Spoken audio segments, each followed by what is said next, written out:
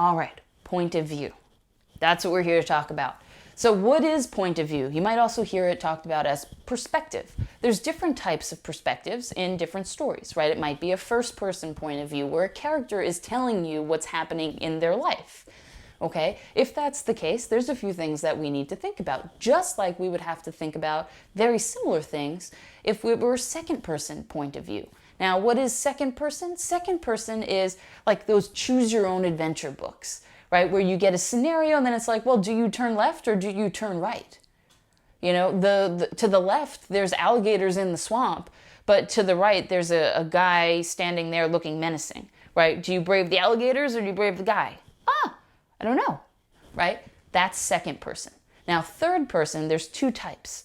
Third person is either someone from the story, the realm of the story, whether you know their name or not, they might be anonymous, that sees a limited perspective. This one's called third person limited, right? They can see actions, but they can't see thoughts, okay? Then there's third person omniscient, which is almost like if you want to think about God narrating a story, right? Now, the whole thing with God is that God knows everything, knows your thoughts, knows your actions, understands like all of these different facets of a story, right? Or your life, right?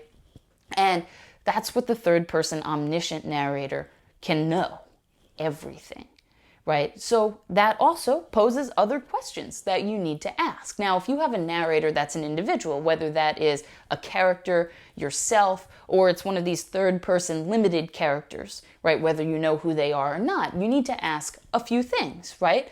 You need to ask, okay, is this narrator reliable? Are they sharing information in an unbiased way? Now, before I answer that, because there is an answer, and that answer is basically, it depends, right? It really does depend. You need to ask yourself questions about that, right?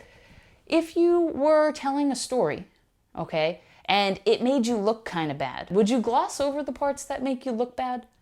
Or would you just like barrel right on through and be like, okay, let me tell you what happened, even though I look like a total awful person? Now, different people will have different responses to that, just like different characters will have different responses to that. But anytime there is an individual character that is making choices for you, you need to ask, is this person reliable? Are they sharing the information freely, or are they kind of like brushing some stuff under the rug? Can you trust what they are telling you? Sometimes that's really hard to tell. And I would say with a first-person narration, right, where a character is telling you about their life, you really need to be critical. Okay, are they being honest? And if the answer is, I really can't tell, like 99% of stories that have first-person point of views or perspectives, then you really want to think, okay, well, should I buy everything, right? Can I assume that things are being omitted? Can I assume that things are being glossed over when they don't look really great for my narrator? Now, the same thing holds true for a second-person narration. We won't see second-person narration in our class. They don't tend to happen very often. In fact, choose your own adventure is kind of the only way that you see that in place.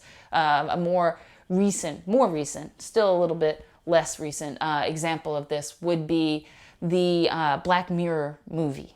I haven't seen it, but I've heard that it's very much like you make choices. I know Final Destination, like 4 or 5, also did something similar where you say, oh, I get in the tanning bed, or like, no, I'm not going to get in a tanning bed in a shack in the middle of the woods, right? So like you can choose what you want. And it's easy for you to kind of determine your own bias, right?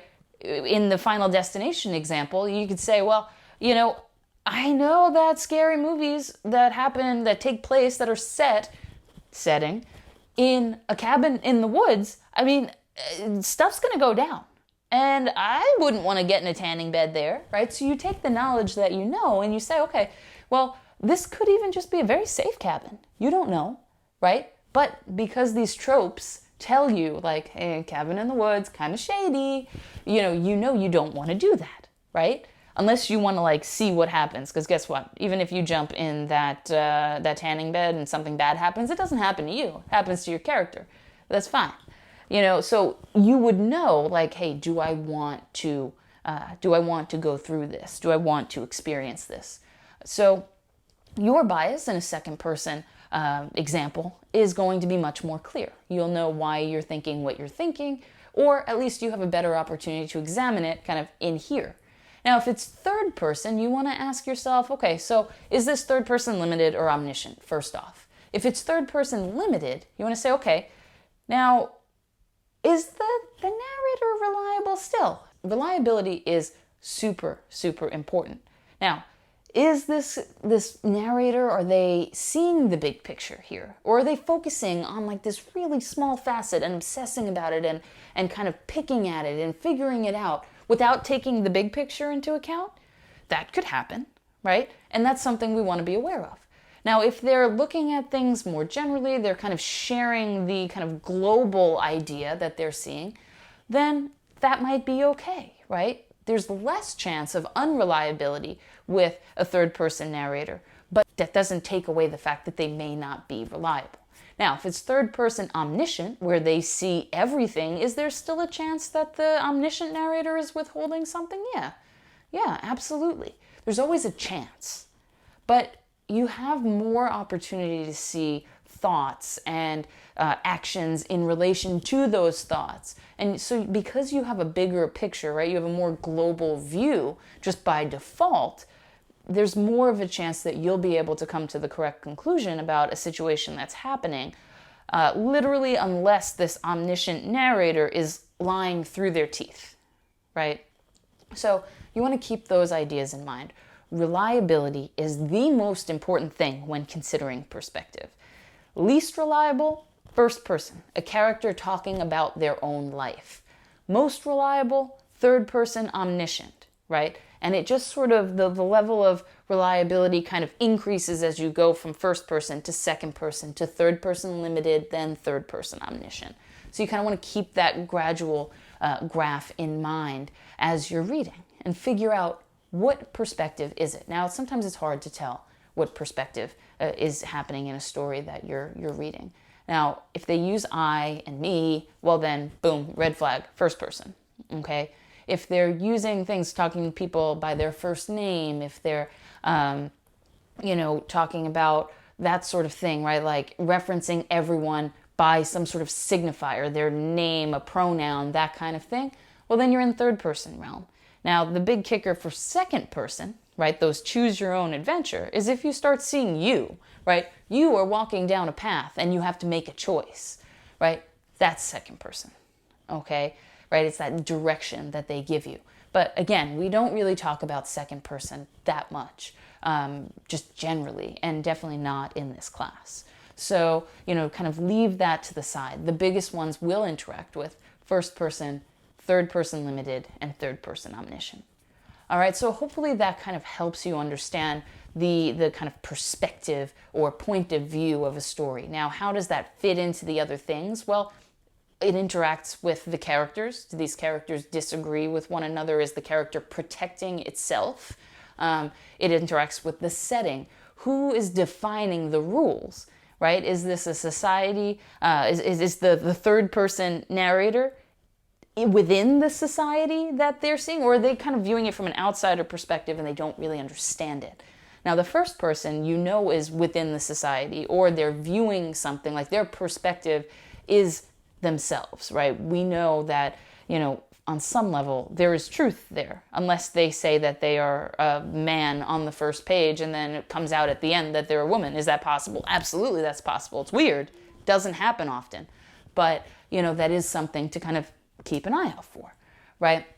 It's about how these characters who are telling this story are interacting. And again, third person omniscient is kind of out of it, right? In terms of, how they interact, because third person omniscient suggests that they know everything, right? They understand whatever construct you're seeing, so it's not going to be a conflict there. But when it comes to first person and third person limited, there may be a conflict, so you need to keep an eye out, right? So again, point of view interacts with different ideas, right? With these characters. What do you know about them? How reliable are they? That sort of thing. With the setting, where are they kind of based in their mind? Are they within this same construct of society? Are they it's the same time period, right? Or is this someone from 2021 looking at someone that's something that's happening in 1894, right? So you got to keep those things in mind. Is that a fluid concept that you constantly have to be reassessing?